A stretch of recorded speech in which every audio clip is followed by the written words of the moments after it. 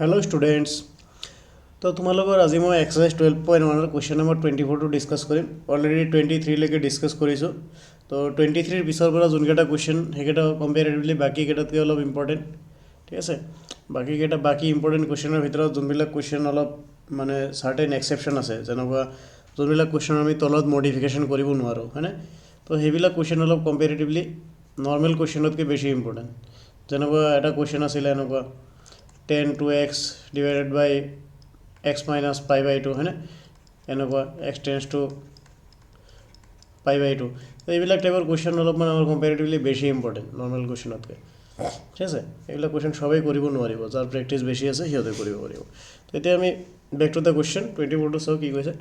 আমাক x tends to 1ত limit ওলাব লাগে, f অফ xৰ ভেলু ওলাব লাগে, আৰু ফাংচনটো দিয়া আছে x less then equal to 1 হ'লে ইমান হয় আৰু গ্ৰেটাৰ দেন হ'লে ইমান হয়। তো এতিয়া আমি ফাৰ্ষ্টত x টেন্স টু 1 যে এই 1ৰ ভেলুটো আমি সেইটো নাম্বাৰ লাইনত চাম, হয়নে নাই। তো আমাৰ কিয় নাম্বাৰ লাইনত চাম, আমি লিমিট এক্সিষ্ট কৰে নে সেইটো চাম, সেইটো চাবৰ কাৰণে লেফ্ট হেণ্ড লিমিট আৰু ৰাইট হেণ্ড লিমিট ওলাম, হয়নে নাই। সেইটো কাৰণে আমাৰ নাম্বাৰ লাইনত লেফ্ট হেণ্ড লিমিট আৰু ৰাইট হেণ্ড লিমিটৰ ভেলু চাব লাগিব। তো এইটো হ'ল আমাৰ 0, হয়নে। এইটো হ'ল আমাৰ 1। তো আমাৰ 1তকৈ আমাৰ সৰু নাম্বাৰ ধৰা এইটো হ'ব 1 মাইনাছ, আৰু 1তকৈ ডাঙৰ নাম্বাৰ এইটো হ'ব 1 প্লাছ, হয়নে। 1 প্লাছ এইটো হ'ল লেফ্ট হেণ্ড লিমিট,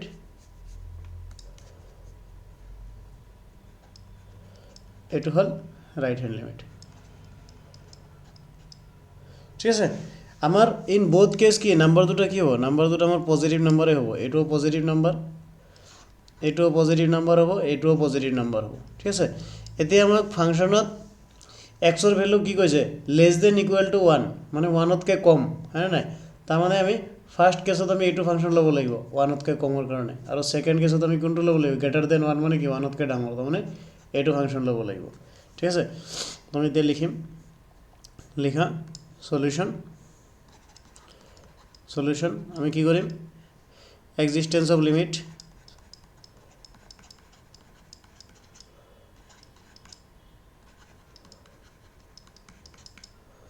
হয়নে, limit x tends to 1 f of x, সেইটোৰ কাৰণে কি কৰিম লেফ্ট হেণ্ড লিমিট ওলাম। লেফ্ট হেণ্ড লিমিট মানে কি হ'ব, limit x tends to 1 minus f of x, limit x tends to 1 minus আমাৰ ফাংচন কোনটো ল'ব লাগিব 1তকৈ কম, তাৰমানে x স্কুৱেৰ মাইনাছ 1 এইটো ফাংচন ল'ব লাগিব। আৰু আমি লিমিটৰ ভেলু বহাওঁতে কিমান বহাম, x টেন্স টু 1 বহাম, x স্কুৱেৰ মাইনাছ 1, তাৰমানে এইটো 1 বহালে কিমান হ'ব 1 স্কুৱেৰ মাইনাছ 1, তাৰমানে কিমান হ'ব 1 মাইনাছ 1 ইজ ইকুৱেল টু কিমান হ'ব 0 হৈ যাব, ঠিক আছে। আমি লেফ্ট হেণ্ড লিমিটৰ ভেলু কিমান পালোঁ 0 পালোঁ। এতিয়া আমি ৰাইট হেণ্ড লিমিটৰ ভেলু ওলাম, হয়নে। তো ৰাইট হেণ্ড লিমিটৰ ভেলু ওলোৱা, নহ'লে ভিডিঅ' প'ষ্ট কৰি নোট কৰি ল'বা। ৰাইট হেণ্ড লিমিটৰ ভেলু ওলোৱা, ৰাইট হেণ্ড লিমিট মানে কি, limit x tends to 1 plus f of x, হয়নে। তাৰমানে limit x tends to 1 plus f of x মানে আমি কোনটো ফাংচন ল'ব লাগিব এতিয়া 1তকৈ ডাঙৰ, তাৰমানে minus x square minus 1 second ফাংচনটো ল'ব লাগিব f x ইকুৱেল টু, হয় নাই। তাৰমানে আমি এইটো কি ল'ম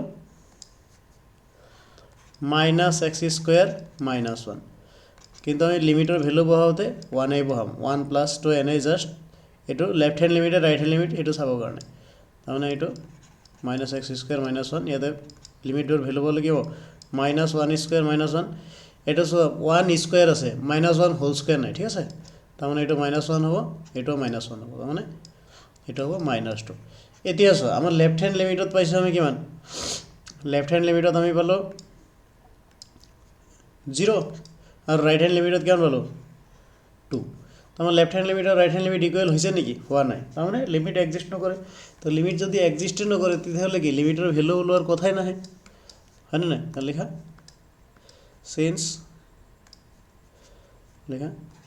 change left hand limit is not equal to right hand limit, হয়নে।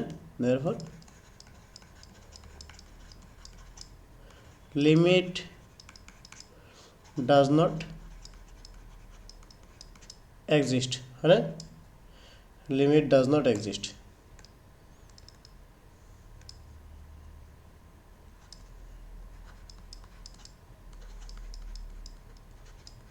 ঠিক আছে এটাই আমার অ্যান্সার